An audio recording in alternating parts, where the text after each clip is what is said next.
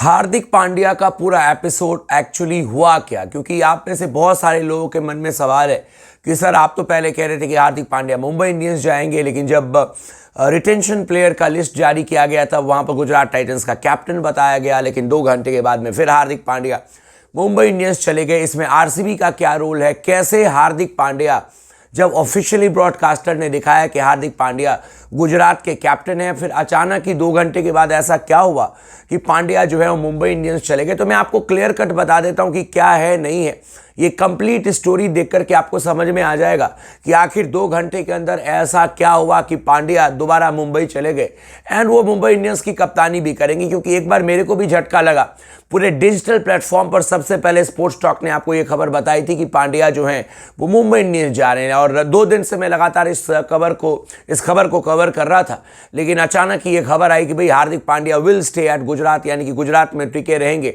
तो मेरे को भी झटका लगा कि यार ये इतनी बड़ी गलती कैसे हो सकती है। लेकिन ये अंत में जाकर के पता चला कि ये र्यूमर नहीं था, इट वॉज रियल फैक्ट। और 2 घंटे के बाद में आपने देखा कि भाई तकरीबन 8 बजे कंफर्मेशन आ गई कि पांड्या मुंबई इंडियंस चले गए। सबसे पहले मैं आपको बता देता हूं कि भाई जो कल डेट जारी की गई थी, कल आपका 26 नवंबर था और कहा गया कि 26 नवंबर को आखिरी डेट है। 26 नवंबर को शाम में 5 या 6 बजे तक जो आखिरी डेट है वो डिटेंशन प्लेयरों की लिस्ट जारी करने का एक तरीके से डेट है। यानी कि आप कह सकते हैं कि जिन प्लेयर को फ्रेंचाइजी रिलीज कर रही है, जो मार्केट में आ रहे हैं, उनके लिए ये आखिरी डेट है कि भाई फलाना फलाना फलाना प्लेयर को हम नहीं रिटेन कर रहे हैं और ये मार्केट में जा रही है, ऑक्शन में जा रहे हैं। बट 12 दिसंबर तक ट्रेड हो सकता है, क्लियर कट ये मैसेज है। 19 दिसंबर को आपका ऑक्शन है, ऑक्शन से 7 दिन पहले तक आपका ट्रेड हो सकता है। यानी कि वो जो प्लेयर है वो किसी भी टीम में, वो किसी और टीम में जा सकता है, लेकिन वो मार्केट में नहीं जाएगा, वो ऑक्शन में नहीं जाएगा, वो ट्रेड होगा। लेकिन जिन प्लेयर को रिलीज कर दिया गया फ्रेंचाइजी के द्वारा, वो सारे के सारे प्लेयर ऑक्शन में जाएंगे। ये एक बहुत बड़ा डिफरेंस है जिसको आपको समझना पड़ेगा। यानी कि आप कह सकते हैं जिन प्लेयर का लिस्ट जारी किया गया, जिन प्लेयर को रिलीज किया गया, वो सारे के सारे ऑक्शन में चले जाएंगे, मार्केट में जाएंगे।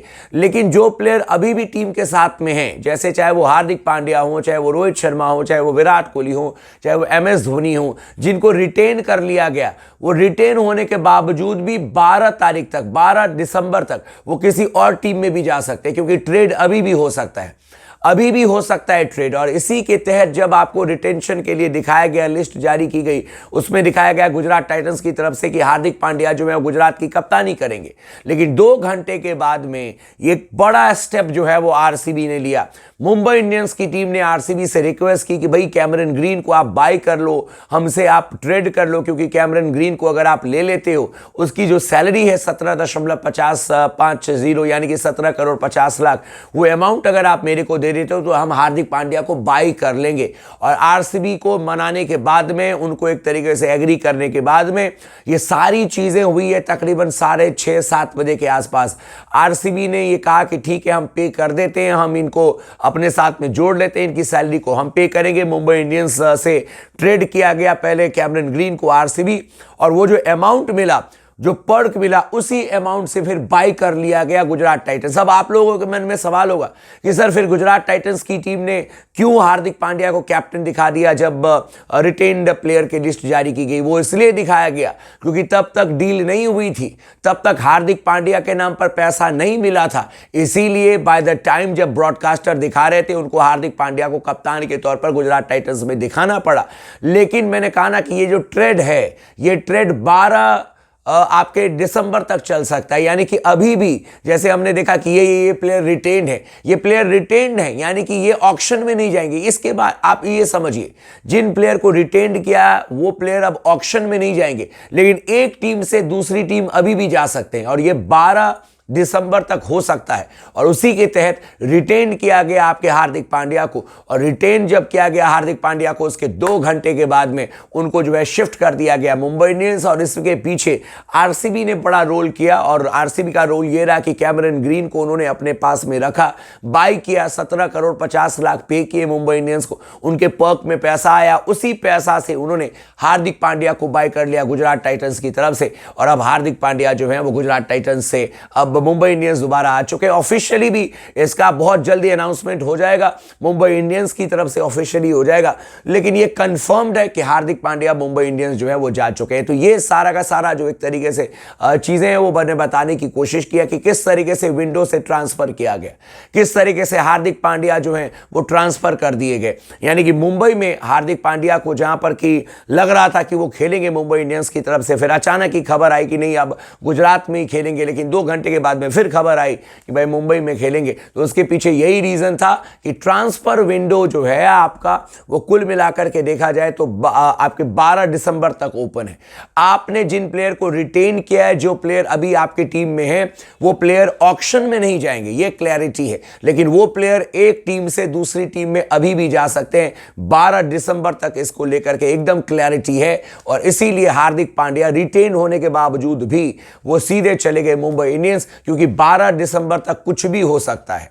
इसमें यह नहीं है कि अब हार्दिक पांड्या को ऑक्शन में जाना पड़ेगा, या किसी प्लेयर जिनको रिटेन किया गया उनको ऑक्शन में जाने की अब जरूरत नहीं है, लेकिन सेम फीस के साथ में वो एक टीम से दूसरी टीम में जा सकते हैं। ये 12 दिसंबर तक पॉसिबल है, और इसीलिए मैंने कहा कि कैमरन ग्रीन को जो आरसीबी ने लिया उसकी वजह से आज देखें कि कम से कम मुंबई इंडियंस की टीम ने जो सपना देखा होगा कि भाई हार्दिक को हम लेकर के आएंगे और हार्दिक के साथ में हम कप्तानी करेंगे, तो उन्होंने हार्दिक पांड्या को अपनी टीम में जोड़ लिया है। लेकिन मेरे को लगता है कि यार चलिए ठीक है, ये सारी चीज़ें इतनी जल्दबाजी में हो गई। 1 हफ्ते पहले हमने वर्ल्ड कप में हमें हार का सामना करना पड़ा था, लेकिन अब खबर जो आ रही है, जो कि मैंने आपको पहले भी बताया था कि हार्दिक पांड्या ही मुंबई इंडियंस की कप्तानी करेंगे, तो ये एक क्या कहोगे यार, एक बहुत ही अजीबोगरीब सिचुएशन है कि रोहित शर्मा के होते हुए हार्दिक पांड्या मुंबई इंडियंस की कप्तानी करेंगे। जब मैंने भी आपको 2 दिन से इस खबर को पूरी तरीके से बैक किया था, अचानक ही जब मेरे को ये पता चला कि नहीं गुजरात में ही रुकेंगे टिकेंगे, तो मेरे को भी लगा कि यार मैंने क्या